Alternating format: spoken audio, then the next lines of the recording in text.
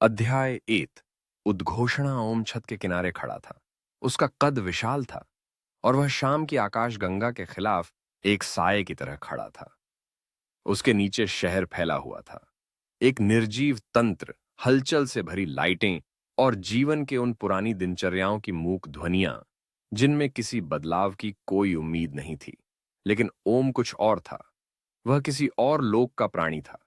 उसका शरीर, जो मानवीय सीमाओं से परे था, एक ऐसी ताकत से भरा हुआ था जिसे शब्दों से नहीं समझा जा सकता था।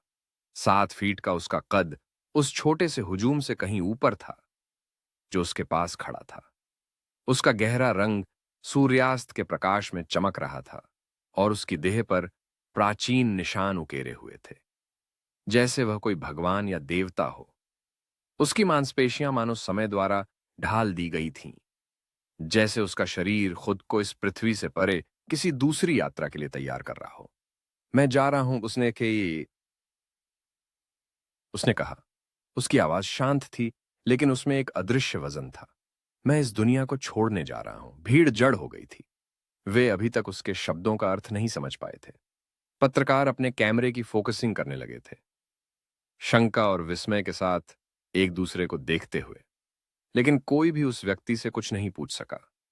वहां कुछ था जो उन्हें खींच रहा था, कुछ जो उनके सामान्य जीवन को छोटा और अप्रासंगिक बना रहा था। कहाँ जा रहे हो?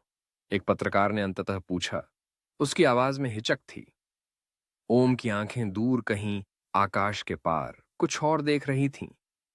मैं जा रहा हूं, जिस तरह से तुम समझते हो वैसे नहीं। न तो किसी दूर ग्रह पर और न ही अंतरिक्ष के अंतहीन शून्य में। उसकी आंखों में एक गहरी रहस्यमयी शांति थी, जैसे वह पहले से ही उन स्थानों में था जिनका वे कभी अनुमान भी नहीं लगा सकते। मैं इस पृथ्वी को छोड़ रहा हूं, लेकिन तुम जिन स्वर्गों के बारे में सोचते हो, मैं वहां नहीं जा रहा हूं। मैं वहां जा रहा हूं जहां मनुष्य ने कभी सपने देखना छोड़ दिया है। कुछ पल के लिए भीड़ में मौन फैल गया।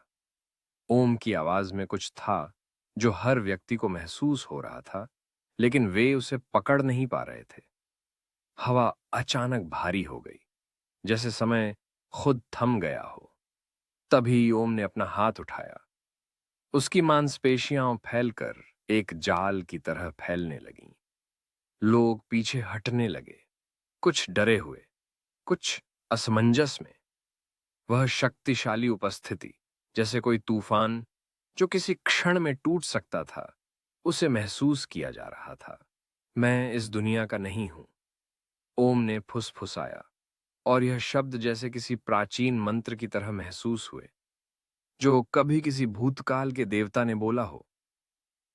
मैं कभी नहीं था। मैं केवल तुम्हें वह झलक हूं जो तुम कभी बनोगे, अगर तुम साहस से उस ऊंचाई तक चढ़ पाओ। भीड़ में एक हलचल सी मच गई, लेकिन कोई नहीं हिला।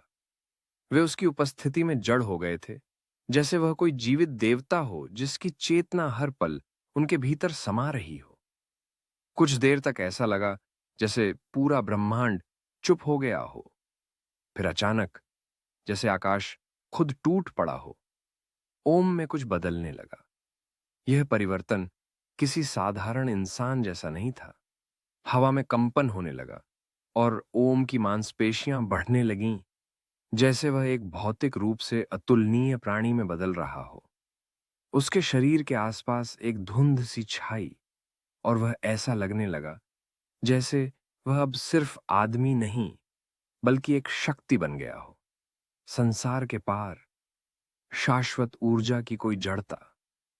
उसका आकार और भी बड़ा हो गया। एक क्षण के लिए उसका रूप अपार और असीम हो गया, जैसे वह कुछ और हो जो मनुष्य से परे था।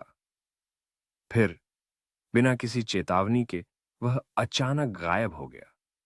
भीड़ एक साथ सन्न रह गई। वे कुछ पल तक उसकी जगह पर खड़े रहे, उसकी गायब हो जाने के बाद भी उसे खोजने की कोशिश करते हुए। लेकिन कुछ नहीं मिला। हवा शांत थी, जैसे कुछ हुआ ही नहीं था। लेकिन उनके दिलों में हर एक ने महसूस किया कि कुछ खो गया था, ऐसा कुछ जो वे कभी समझ नहीं पाए थे। और पूरी दुनिया पहली बार थोड़ी कम निश्चित लगने लगी थी।